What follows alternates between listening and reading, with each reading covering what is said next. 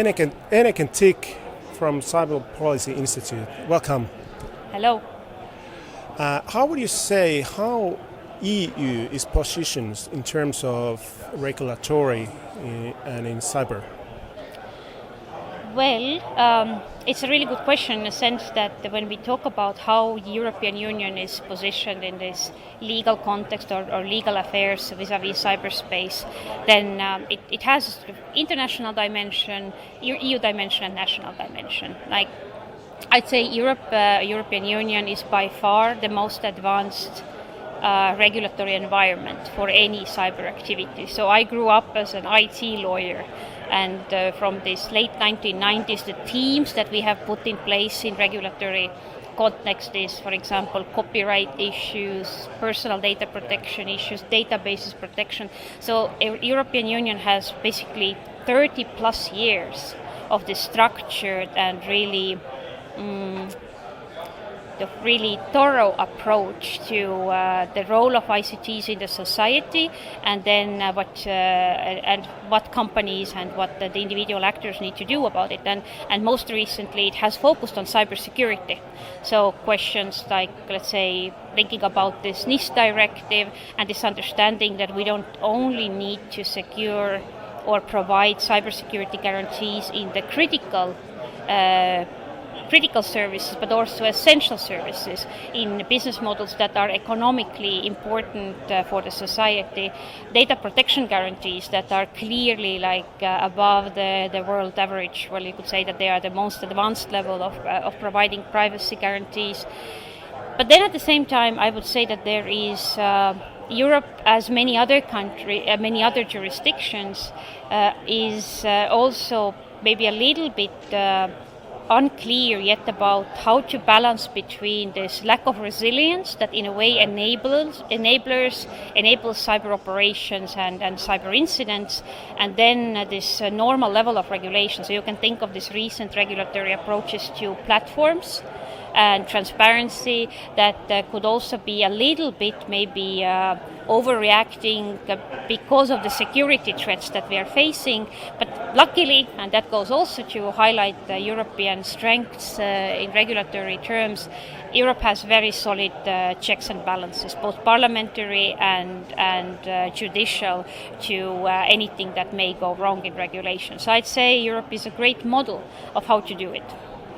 Yeah, I agree totally. What is the role or cooperation or level? How would you say the governments and the industry? How are they working together, or are they on the same level? Well, between governments and industry, of course, it's easy to see that like GDPR, NIS, and recently also this platform-oriented regulatory efforts have been accompanied by a lot of comments from companies and also some hesitation about whether it's all necessary or profitable enough. I think generally there is a solid understanding that Europe needs digital industry and digital industry needs Europe, but at the same time I think there is in Europe and elsewhere what we haven't really maybe recognized or acknowledged is that this partnership, public-private partnerships, are not just sort of tactical things, that where we have common interest or where we have a commonly shared situation, we cooperate. It's a strategic issue, and we can see it in Ukraine. Yeah. We see industry providing connectivity to Ukraine, or in the context of space, we see industry being part of the supply chain instead of a country. So it calls to this more attention to an understanding that we are, governments are governments, industry is industry. We may have operational differences, but we are headed to the same direction, and industry can provide contributions that were earlier only possible for governments to provide. One short question. What would you say would be the most important regulatory or directive for days or years to come, or now at the moment, for organizations and companies in Europe?